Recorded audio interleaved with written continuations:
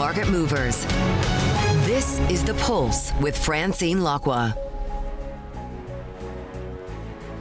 Well, good morning, everyone, and welcome to The Pulse. I'm Francine Lacqua here in London. Now, in just a moment, we discuss the global bond sell-off and inflation fears with Bhanu Baweja, chief strategist at UBS Investment Bank. But first, it's also a major day for geopolitics and the AI trade. So let's go straight to Bloomberg's Charlie Wells. Charlie, we start, of course, with what's going on in China. That's exactly right, Francine, because in China right now we have Russian President Vladimir Putin speaking with President Xi Jinping. You said geopolitics were front and center. That is right. You also mentioned that global bond sell-off and inflation shocks, and key to all of this is energy. Now, one of the main topics of discussion in China has been this Power of Siberia 2 pipeline from the Yamal Peninsula into that beating heart of the Chinese economy, northeast China. And now what we know from a spokesperson this morning from the Kremlin, the parameters of a deal for this pipeline have been agreed, but there are still nuances to come here. So this is really important to Russia. They need to diversify because their sales of natural gas to Europe have been cut off because of sanctions. China needs this too to diversify, to get more energy, not from the Middle East. Now, both of these partners need this as they navigate an increasingly tense geopolitical situation. Key to geopolitics, we know, is tech. Jensen Huang, Nvidia CEO, was in China with Trump just a few days ago when he was making a similar trip to visit the president of China. Now, what we're hearing this morning is that talks between Samsung and its largest labor union have broken down. Let's flip and take a look at what's going on with these negotiations, which are key to that tech supply chain, because Samsung is the largest maker of memory chips in the world. We know that as that tech boom has really boosted South Korea, workers in Samsung have demanded more of those profits, but Samsung has said that their demands are excessive and they face a work stoppage from Thursday. So that could be a significant hampering to that tech supply chain, just as Nvidia earnings are due to drop later today. Let's flip and take a look at what the smart money is thinking about with Nvidia, because there are high expectations here. We know that there is a lot riding on this. This is potentially the major market catalyst. But what analysts are saying is be careful, brace yourself, because high expectations mean that actually we can see earnings slips in the market after these earnings drop. So what the smart money is saying this morning is brace yourself. Charlie, brace yourself. Thank you so much for a terrific update. Charlie Wells there with some of our main stories. Now, bond yields holding at elevated levels, piling pressure on global equities, with the U.S. 30-year yield actually touching its highest level since the eve of the global financial crisis in 2007. Let's bring in Bhanu Baweja, chief strategist at UBS Investment Bank. Bhanu, always so good to speak to you. I'm looking at bond yields, and people are worried. Yeah, and what's the interesting part of this is that, in fact, inflation is just a very small part of what is happening, because if you look at the backup in yields, a good chunk of this has been in real yields, especially if you look at the back end, right? At the front end, you've seen inflation expectations go up, as you would expect. But if you look at the 5-year, the 10-year, the 30-year, the vast majority of the increases in real yields, term premium has gone up. People have worried a little bit about the fiscal. But primarily, it's about nominal growth, especially in the U.S. And that's the infection spreading, the bond market sell-off spreading to the rest of the world. I think we make too much about idiosyncratic sell-offs in places like gilts because we worry about the local elections and so on. But frankly, it's coming from strong nominal growth in the U.S., and that's where the shock to the bond markets is percolating from. So the question is, are the markets right to, celebrate growth as much as they are? And we don't think so, right? Because we think the U.S. consumer will slow down. I mean, you're seeing real disposable income growth pretty much close to zero. You have fiscal checks in the mail right now, which is supporting real PCE spend. But with very low savings rates, with real disposable income growth flat, like growth is at zero, on top of that, you get, even if it's temporary, an inflation shock that's going to hurt their real disposable income even further, that slows down the consumer. So, but I mean, we've been trying to understand this for quite some time, right? Does it mean that we're going to get an equity correction if you look at the bond market? So I do think that the equity market, I think we've got to start with the energy market. What is the energy market saying, and what is the equity market then saying? The energy market itself, the financial market, is very benign. Right? The physical market has once again begun to perk up. So if you look at jet fuel, you look at naphtha, those prices have once again begun to go up. Whereas if you look at implied vol in the financial market, like if you look at not just in the equity market, not just VIX, if you look at implied vol of oil, that itself has halved. So I think the market completely believes that this conflict is very much in the rearview mirror. And I think that's a leap of faith. I think that's a bit too optimistic, because this could linger or this could worsen. That's a possibility. As a result, and that, I think, will matter for equities, right? I mean, the big issue for equities in the US, of course, is AI. But what about European equities, right? European equities have also followed US equities up, except for the last week or so, they have followed US equities up. Now we're looking for 16, the market is looking for 16% EPS growth in Europe. That's high in the face of what we're seeing in Hormuz. So, Bhanu, if we go back actually to what your expectation is for the Middle East, does this drag on? Because there's no clear, to me, military solution or diplomatic solution in sight. Look, it is pretty binary, but if to get off the fence, I think one would have to say that the possibility of the physical market being right and the financial market in energy being too low, so the financial prices of oil rising towards the physical, I think that should be the modal probability in the near term, right? Eventually that the curve is backwardated and you will see lower prices, we get that. But where will oil settle? I mean, I think even 6-month future could be too low, given the way these negotiations have been stalled again and again and again. It doesn't inspire confidence. The market doesn't want to know, because the market is so focused on the AI trade, legitimately, because, I mean, if you look at the earnings, they have been very strong. I mean, Q1 earnings are around 18%. The market in the US is now expecting about 21%. That's sort of almost a unidimensional focus on the AI hyperscaler CapEx spend, whereas I think this is a slow motion impact on, particularly in a few sectors like the consumer, like financials. These are sectors that have been hit the most in prior supply shocks. And even in these sectors, the market hasn't put pen to paper as yet in terms of the downgrade. So I think it's still early days, and I think consumer and financials in particular are in harm's way. So what does it mean in terms of what you favor? I know there's a couple of banks that prefer, for example, Japan 30-year bond, saying the yield curve is a little bit too steep. Do you go there or do you go elsewhere? So the yield curves have become quite steep in Japan, have become quite steep in the UK. So these are places where now value is beginning to emerge. But I think if I was to stick with fixed income first, I think the first thing that we've got to look at before we look at duration is what is being priced into the money markets and the front end of the bond markets. That you've depriced 2026 cuts, I get. That you have no cuts priced for 2027, I do not get, right? So if the market is worried about inflation today, it ought to be worried about growth tomorrow. This is a growth inflation hit. This is not just an inflation hit. Growth will come lower. So I think 2027 pricing is incorrect. I think that's where we've got to be receiving rates in the very front end. In the equity market, the rotations that the market was engaging in prior to this crisis, which is Europe in favor of US, value in favor of growth, and I think those rotations, small cap in favor of large cap, I think those rotations are once again likely to reverse. So US, while in absolute terms, even the US could be in harm's way if this conflict continues, it certainly does outperform Europe in that situation. And I think large caps outperform small caps. And also I think growth will likely outperform value in that world. And the UK then has its own set of problems. For sure. I mean, I think here we have to worry about sort of a quick pass-through of inflation, but then after that you will see growth again being hit. So I think we're actually not looking for rate hikes from the BOE this year at all. We're looking for cuts starting 2027. Yeah, so we're going to speak to the Belgian Central Bank Governor in just a couple of minutes. What's your killer question to him? I think he's listening. So the question really would be how much inertia do you think this inflation hit is going to have? And at what point do you start really worrying about growth more than you worry about inflation, especially the ECB, right? I mean, because the ECB is so squarely focused on inflation, but they still have to be cognizant about growth moving forward. At what point does that switch become more obvious? Yeah, and for the moment they've been very careful in that. Bhanu, as always, thank you so much for joining us. Bhanu Baweja, UBS Chief Strategist. Now, coming up, we'll discuss the outlook for European monetary policy with Pierre Wunsch, the National Bank of Belgium Governor. That exclusive conversation is up next, and this is Bloomberg.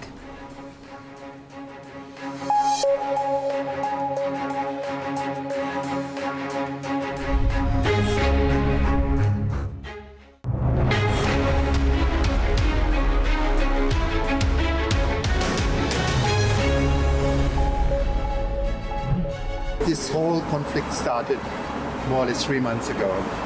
Now we know that this energy supply shock is more persistent. So we are moving away from our baseline scenario. Well, that was the Bundesbank president, Joachim Nagel, giving his take on the outlook for rates and saying the ECB may have to do something to respond to the energy supply shock. Now, the impacts, of course, of the Iran war are dominating the outlook for central banks here in Europe as they grapple with rising energy prices and sustained pressure on government bonds. For another perspective on the ECB's policy path, I'm delighted to be joined by Pierre Wunsch, governor of the National Bank of Belgium. Gouverneur, thank you so much for being with us. How does the bond sell-off actually influence your thinking, good morning, about the ECB's next step? Well, honestly, it does not really impact the way we think about the problem. And it's, of course, a very difficult situation because the nature of the uncertainty is more geopolitical or political than it is, coming from the economic activity. So we have to balance the value of waiting and having a better view of what's going on the ground in the Gulf. But at the same time, at some point, we will have to react because we are already at 3% inflation. I guess the fixing is at 3.5 now. And that's the focus we should have, is inflation development.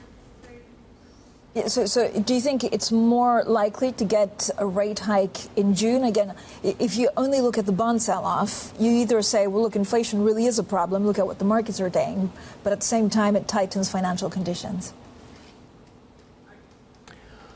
Well, we are in the beginning of an inflation problem, and of course the economy is not as strong as in 22, so the comparison with 22 is not a one-to-one. At the same time, I think we are at a stage, and actually in April I was already slightly in favor of hiking in April. I could agree with the decision, which was to wait, because again there is a value in waiting. But at some point, I think we have to be positioned to the risk that inflation would be, again, as it was after the increase in inflation in 22, that it would have some persistence. And I heard the question from the previous panel. It's very difficult to have at this stage a view on how persistent inflation will be.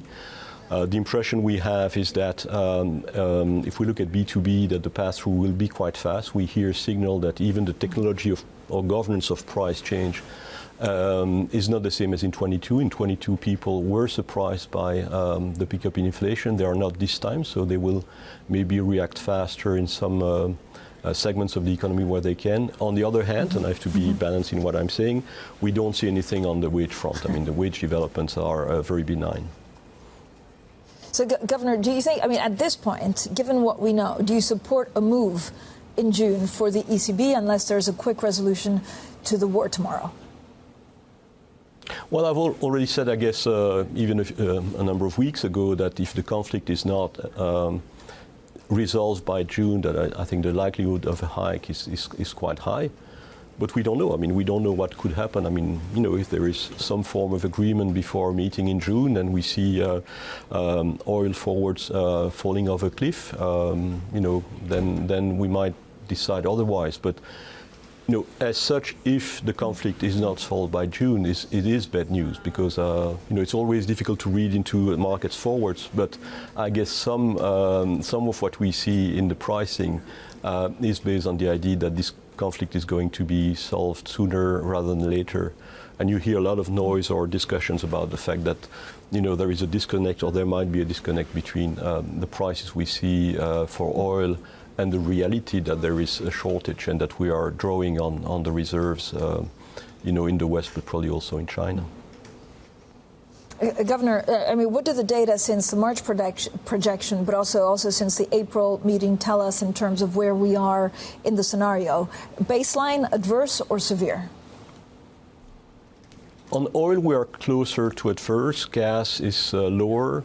We had actually growth in Q1 was not too bad. It was 0.1, but if you correct for Ireland, which is very volatile, we're at 0.2. So at this stage, based on the forwards and certainly the March projection, and if you compare to the adverse, we're in a slowdown. We're not in a recession. We have inflation going up, but not spiking. So it's still okay-ish. But again, the market projections are really, at some point it's binary. Either the conflict is solved and then it's going to be better than we have, maybe in the scenario, or it's not going to be solved and it's going to be worse. So I wouldn't infer too much from where we are today. We have the luxury to be able to wait until June. That's our next meeting, and then we'll see where we are. But if we are at the same stage in June, it's actually bad news, probably. Yeah, I mean, given the pressures that you've seen both on inflation, as you were saying, on economic activity, do you worry that we're already in a stagflation environment? I guess at the margin, directionally, we are moving in that direction. Are we in a stagflation, recession combined with high inflation? No, but we are moving into lower growth and higher inflation. So, yeah, directionally, we are moving in that direction. I'm not saying we are going to fall into a stagflation. Again, it depends very much on what's going on in the Gulf.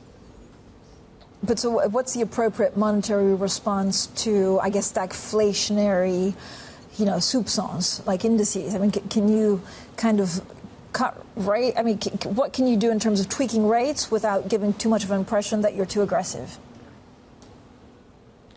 Well, it's a fine balance. I mean, of course, it's much easier if the shock is a demand shock on the downside or upside. It's much easier to react.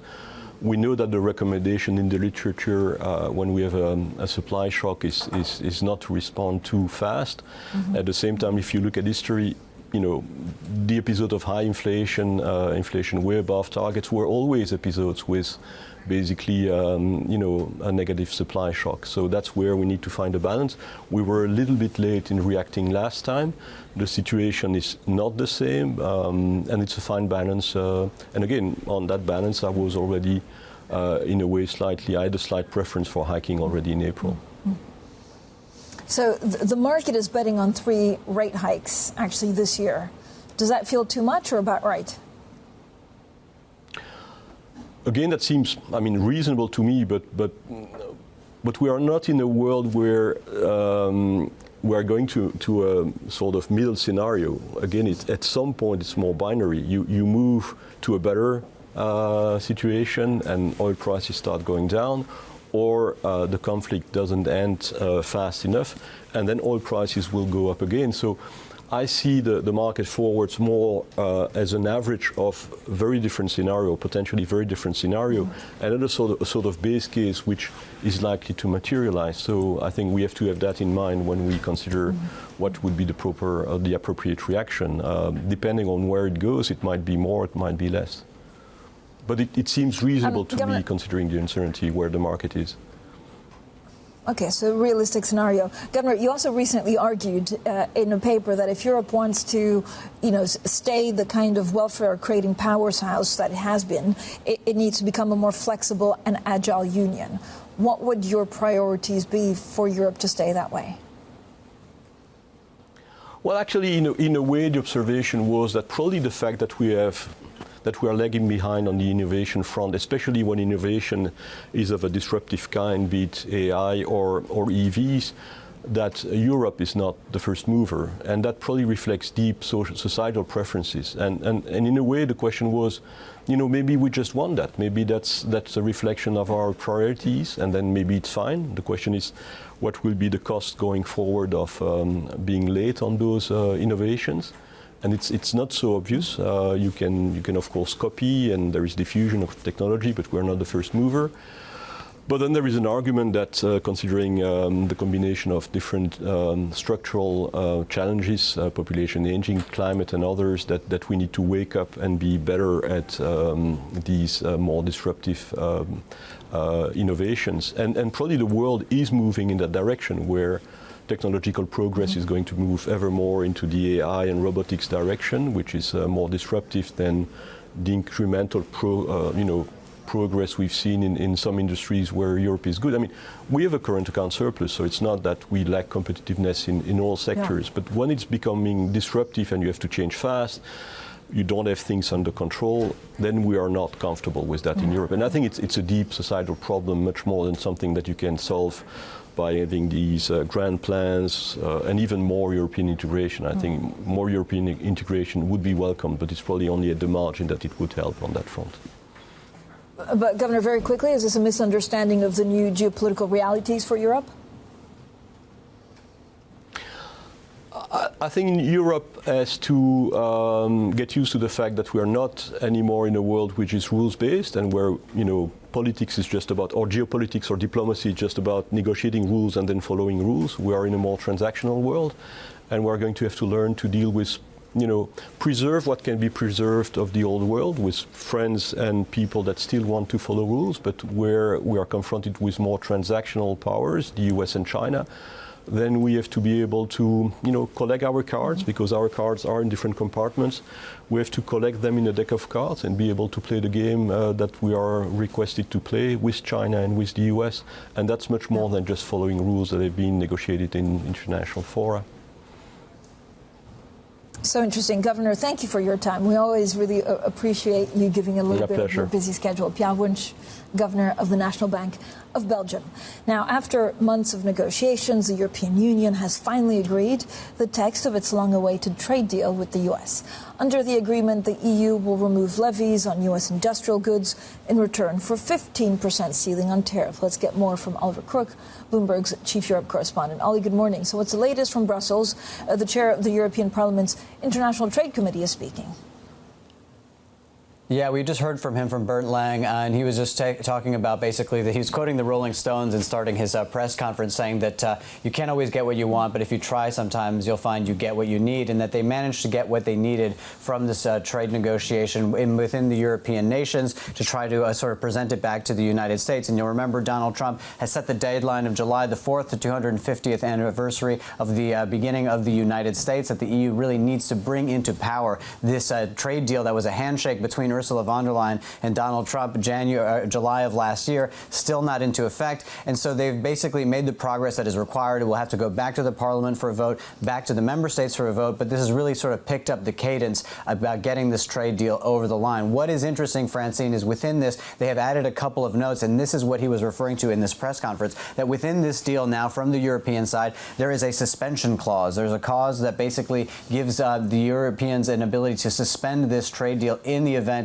of any sort of additional tariffs from the United States, any other sort of unpredictable behavior from the United States. And the other point, Francine, that I think is very significant here is there is still a massive debate about derivative products from steel and aluminum. Those now fall under those 50% tariffs from the United States. The Europeans are very unhappy about that. They would like to see the derivatives moved out of that 50% column and into the 15% column that is governed by the rest of the deal. And they want to see that happen by the end of the year. And if it doesn't happen, Francine, you could have the trade negotiations again be reignited. So for the Europeans, this is the step forward towards that deadline from the Americans, from Donald Trump. So hopefully on track to get it over the line by July the 4th. We should say, Francine, that the last thing that the Europeans need right now in the sort of face of stagflation is another trade war with the United States. So really putting the pressure on and trying to get that over the line. Ollie, thanks so much. Oliver Crook there, Bloomberg's chief Europe correspondent. Coming up, President Xi and Russia's Vladimir Putin meet in China. We'll talk geopolitics with Sebastian Mallaby from the Council on Foreign Relations. This is Bloomberg.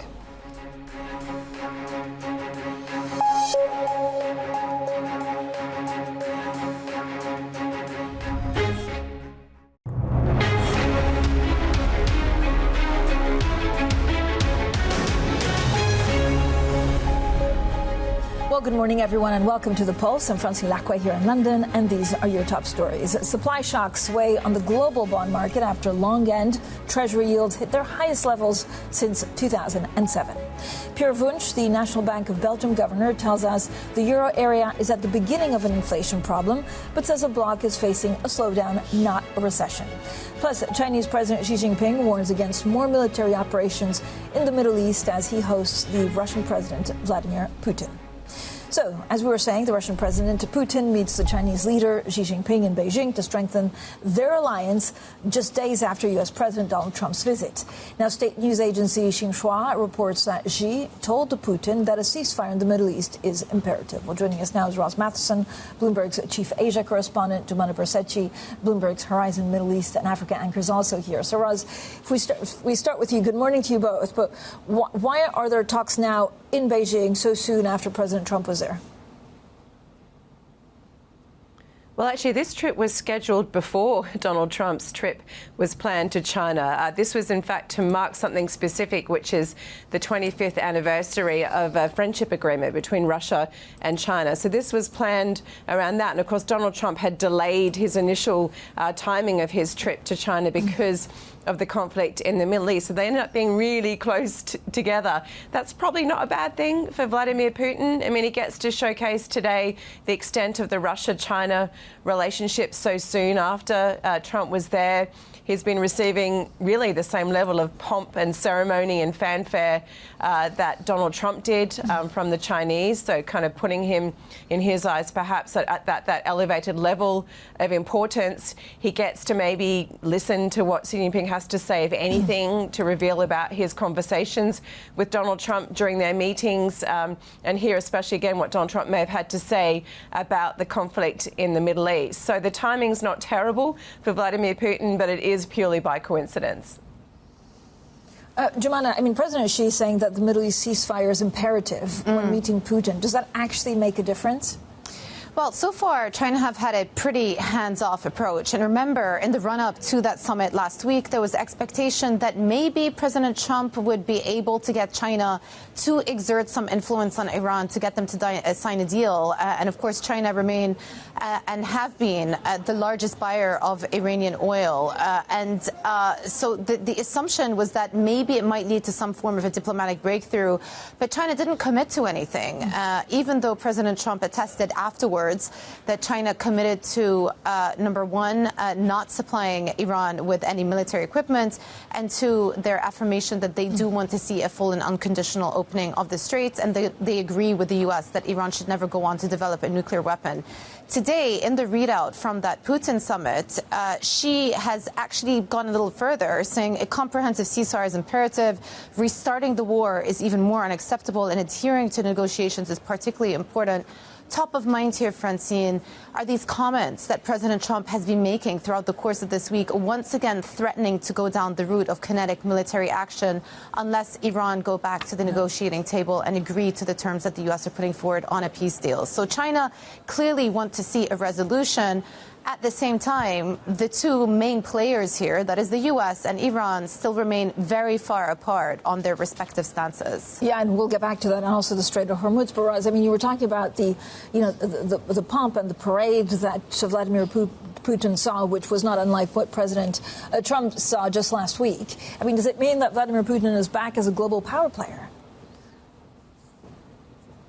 Well, to some extent, he already was, because he was in the deep freeze for several years with the US under the administration of Joe Biden, obviously over his invasion of Ukraine. But he's spoken multiple times with Donald Trump, quite frequently. And Donald Trump veers between warm words of praise and admiration, even for Vladimir Putin, and sounding quite frustrated with him for the fact that this war is still ongoing. So certainly that relationship has changed since Donald Trump came back into the White House. And he has, of course, maintained his relationship with China, numerous visits, in the intervening years, 2023, 2024 and onward. He and Xi Jinping have maintained that relationship because it's a relationship that mutually suits them both. So certainly he's had that access. Has he had some setbacks? Absolutely. You can see questions about Russia's leverage and influence with the collapse of the regime in Syria, for example. And again, in Iran, Russia's a strong ally of Iran, but hasn't really been visibly involved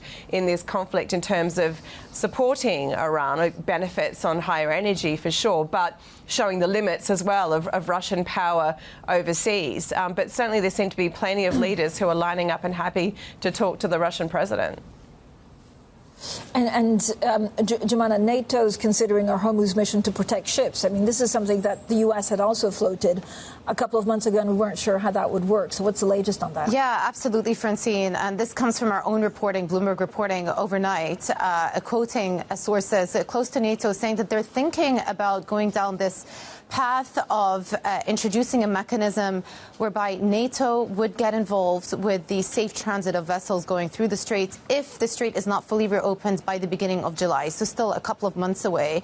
And remember, NATO have come under a lot of criticism by the president, by President Trump, for not being more involved when it comes to their attempts to help to reopen the strait. But still, a lot of questions here, Francine. Number one, even in our own reporting, we say that this is not a unanimous decision. There's still many countries within NATO that have reservations about getting involved, particularly because they are, by definition, a defensive alliance. So their position has always been they would only help with these peacekeeping efforts once the war is over. The second point comes back to the actual technicalities of it all. The U.S. have attempted to reopen the strait. Remember, they tried with Project Freedom for a couple of days. That was aborted. And in reality, it is still very difficult to get the vessels through. It is safe. It is unsafe. It is dangerous. There's the real possibility of mines exploding. You would need extra equipment. You'd need surveillance tools and a whole bunch of other assets to be deployed in order for that system to be beneficial and actually successful. So as it stands, it's still a proposal from NATO. We don't know if it is going to go ahead, but it comes back to the baseline issues here.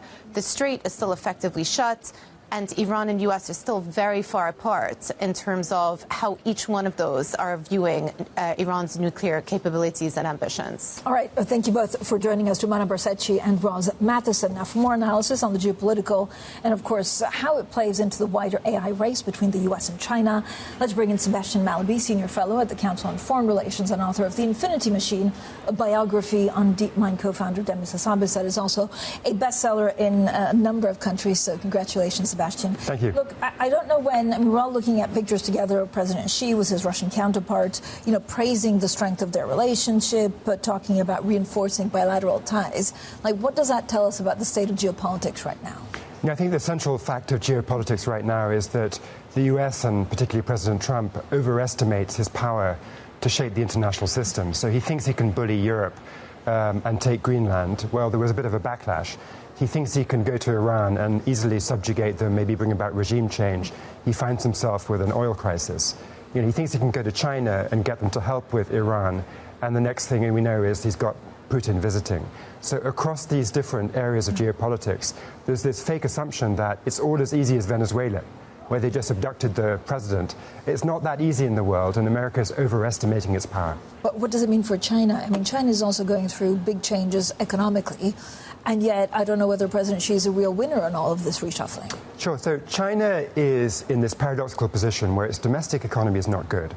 If you set aside just the recent uptick in inflation, which is purely a product of oil prices and the war, they basically had, almost 4 years of deflation. They're not out of their real estate slump. They have a terrible demographic challenge. There's lots of things which are bad. Even their great tech companies are not very profitable. If you were a shareholder in BYD, great electric cars, but you didn't make any money in the last year, right? No. So there's lots of problems with China, but what they are optimizing for is not economic success or the happiness of their consumers. It's power. They want power, and they're good at power. And that's why, if you look at tech, they are very good at the cutting edge. They are very strong in, not only rare earths, but sort of, electric vehicles, pharmaceuticals, the materials are used to make the pharmaceuticals, the kind of precursors. All of that, China is like strategically encircling what it sees as a sort of, choke points that he can use to have leverage over the West or over other countries. And they're good at this. And, if America just says, they have a demographic bust, we're fine. No, that's a mistake. But, Sebastian, power for what? So at the end of the day, is it because they want to win a race, be it on AI or other things with the U.S.? Or is it because they want to be the greatest superpower? Or is it because they want to be so powerful that they can take Taiwan and no one can say anything? Yeah, I think there are sort of, outgrowths of the fact of having power, like being able to absorb Taiwan. I think they would like to do that through the threat of a blockade. They don't want to invade. Xi canned all his generals just a year or so ago. So he may not be in a position to do a military action in Taiwan, but he would like to absorb it. So there are those kind of goals. But actually, I think China fundamentally sees power as an end in itself. After those long centuries of humiliation, it wants to regain its position as the most powerful and feared country in the world. Does China need the U.S.? And actually, if we go on to this AI race, I mean, I keep on hearing they're only 3 months behind, 6 months behind, maybe LLM. I mean, this feels like it's around the corner. Yeah, absolutely. I mean, so the best measures I've seen are, if you want to be precise, an 8-month gap between the frontier AI models in the U.S. and the best models in China. But 8 months is not very long, and China is faster and better in other respects. So it's better probably at productizing the AI model, turning that into a useful thing in industry. They serve their models much more cheaply than American models, which is positive for the diffusion of the tech. So they have advantages as well as this slight disadvantage in where their frontier models are. So I think net-net, China is kind of almost there, almost up to where America is. So again, the lesson here is we have near parity, and we shouldn't think of the US as able to push the Chinese around. So what does this mean for the U.S.? Because I know, last week there was this delegation, mainly of chief executives, and it seemed that President Trump's main objective was actually getting deals. It wasn't necessarily getting an agreement on Iran or trying to help with Ukraine. It was business deals for the financial companies, the tech companies. Nvidia was one of the last chief executives to be added to the trip. Do they want a deal? I think fundamentally America needs to have a sort of perspective shift on its AI policy and its competition on semiconductors and all that. Instead of saying, we will have the AI, the Chinese won't, and will dominate, which is kind of what the Biden administration decided back in 2022 when it first imposed these chip export controls. Give up that idea. There's going to be near parity. China is a technology superpower. The US is a technology superpower. What we should be talking to China about is not how do we get ahead of them, it's how we should do a joint deal where we prevent AI from proliferating to rogues. That could be criminals, it could be terrorists, it could be rogue states. And with models like Mythos coming, which can just completely destabilize global finance and do other horrible stuff. And this is not theoretical anymore, this is real. No. We have now AI that is super destabilizing. No. So just as with loose nukes in the Cold War, we need an equivalent of the IAEA and the Non-Proliferation Treaty to stop that from going viral. I mean, do you think anyone's really looking at it? I know, and you spent 3 years actually following, Demis Hassabis to try and understand what they're building. We hear from a lot of these chief executives that they worry about it, but actually because they're in this, race to build it very fast, they don't have really time to think about the ethics. That's right. So Demis Hassabis would say, as the leader of DeepMind, he would love to make AI safe. But just making AI from one lab safe when there's 6 other labs and several of them are in China, that doesn't make the world safer.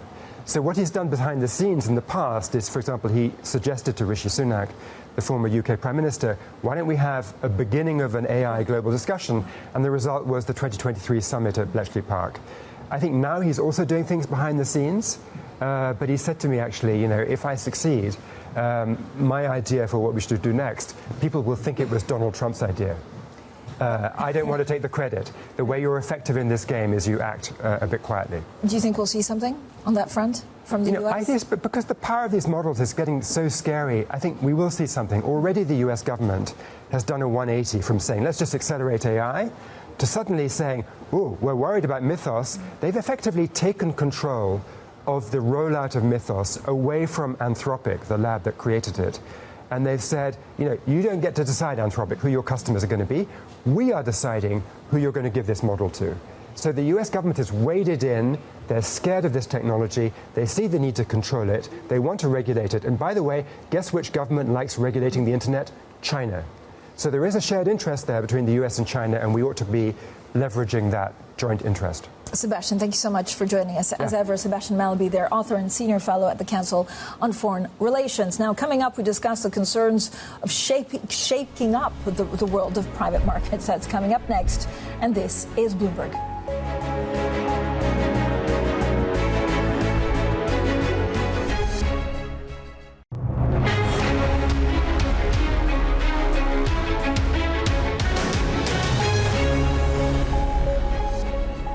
Now, Joachim Nagel, the Bundesbank president, says the ECB may have to respond to the economic challenges arising from the conflict in the Middle East. And well, he spoke to us alongside François Villeroy de Gallo, the French central bank chief, on the sidelines of the G7 meeting in Paris. This whole conflict started more or less 3 months ago. Now we know that this energy supply shock is more persistent. So we are moving away from our baseline scenario. And so this is, I guess, I believe, a fair description of where we are at the moment. But does that mean that we are now in an adverse and severe scenario? How are you thinking about it? Because that's the framework the ECB has put out for us to think about. It is, as always, we will take our decision on data. We will come together in June, and then we will have our decision based on data. But I alluded to it. There is it's a higher probability now that we are now away from that baseline scenario. That means that maybe we have to do something. And one of the big questions is about the secondary effects and whether or not this inflation is spreading from just the energy headline level to the broader core. What is your analysis of that at the moment? Can I first insist on the fact that figures are very volatile if you look at financial markets. So we shouldn't focus on data points, but look at the trend. As Joachim just said, as this conflict is lasting for longer, we have to look at more structural, long-term consequences. To give two obvious examples, we discussed financial stability and the bonds market situation. We also have to accelerate our energy diversification and reducing the dependency of most of our countries, starting with Europe, from fossil energy. It's obvious, but let us not limit our response to an emergency answer. On the monetary answer, I think the data will matter more than a precise date.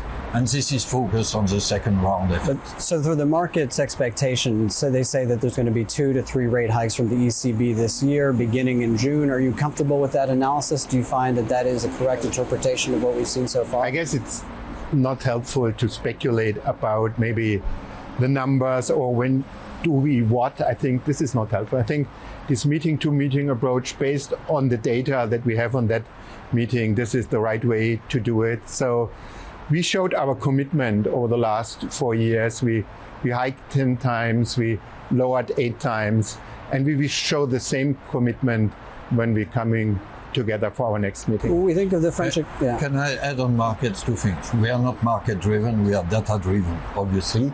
That said, through markets there is a tightening of financial conditions, and it already plays a role in fighting inflation threats. So we will see, and I think that this is the most important commitment. We showed it in the last 4 years, but European households, European firms can trust us, ECB, Bundesbank, Banque de France, to bring inflation back to target. And this is, believe me, the most important commitment. Okay, we'll come to you shortly. Well, that was the ECB Governing Council members, of course, Joachim Nagel and the outgoing French Governor François Villeroy de Gallo. Now let's finish the hour with private markets. Yes, it's going through something of a reckoning period at the moment. Joining us now is Jed Laskowitz, Global Head of Private Markets and Customized Solutions at JPMorgan Asset Management. Jed, thank you so much for coming to see us in London. Look, private markets have been building up quite a lot of dry powder. We're just talking about it in the break. Is that leading to difficult conversations between LPs and GPs about extending investment periods? Yeah, private markets are now a large asset class, $21 trillion. And I think what we're finding is investors are thinking about really two ends of the risk spectrum. Mm-hmm. At one end, there's where can they place capital in asset classes that perform well in inflationary environments, provide a degree of protection, low volatility, yield, stable returns, areas like core infrastructure, essential services, massive demand for core infrastructure. We were just talking about the utility deal announced a couple days ago. Now the world's largest utility. Utilities are hot again after being kind of pretty quiet for a while. And then the other end of the spectrum, and while there are some challenges in the 21 to 23 vintages, and we were talking about unsold companies, there's still a lot of excitement about the opportunity in AI. And if you're ignoring private equity and private markets, you're ignoring a large part of the market. But are you still expecting some kind of shakeout? If you look, for example, at zombie fund managers, how many will have to wind down? Yeah, I mean, you bring up a great point. Manager selection is incredibly important, and understanding your manager's experience, what they've done, their track record, all of those things. And yeah, in a world where there are higher rates and it continues to put pressure, the IPO market and the M&A market, although it was a good first quarter, it was really dominated by mega deals. As this continues, it will put pressure, but at the same time, there are incredibly strong growth opportunities in private markets and private equity in particular. So, Jed, I mean, going back to the data center deals, how are you structuring some of those deals given your size? How much is it on infrastructure? How much of it is on real estate and other funds? Yeah, we're at the power end of the infrastructure side. Think about the lights in this room, essential services, heat, water, electric, and you bring up a great point. Energy demand is surging. After about 20 years of energy demand being flat in the U.S. and Europe and the UK, it's growing at 2 to 5% a year. And people say, well, 2%, it's not that much. But when you compound that over 20 years, and also you've got electrical grids and utilities where it's been very hard for CapEx to keep up with depreciation. So the amount of investment required, McKinsey estimates that there's $100 trillion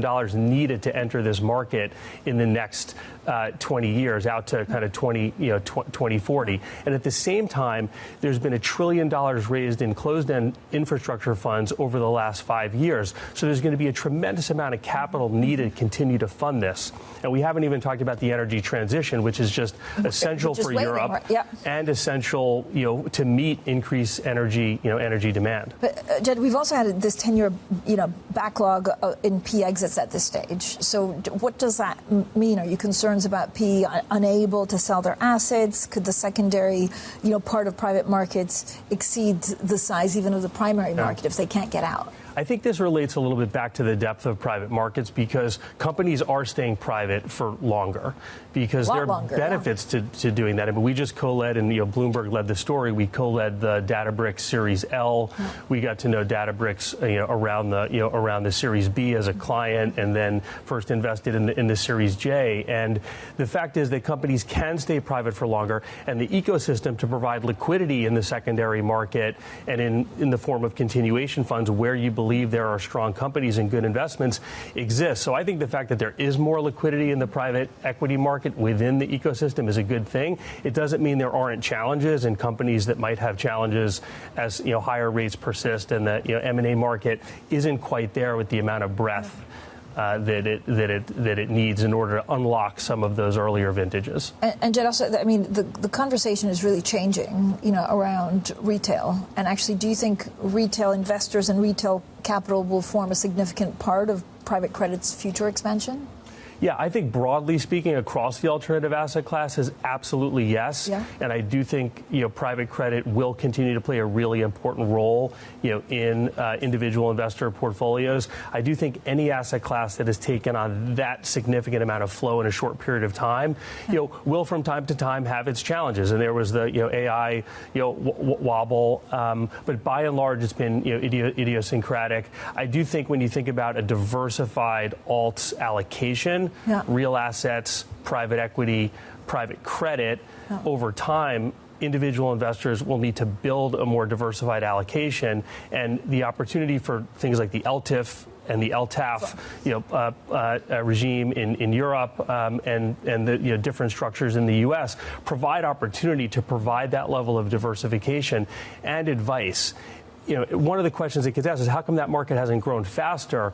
Well, it's the education gap, and I do think these things take time. I mean, look at the ETF market. Now it's kind of grown to trillions from zero. So these things take time, and I do think it's an important facet for individual investors. So interesting, Jed. Thank you so much for joining us today, Jed Laskowitz, Global Head of Private Markets and Customized Solutions at JPMorgan Asset Management. So that's it for the Pulse. We'll have plenty more throughout the day. Up next, Bloomberg Brief, and this is Bloomberg.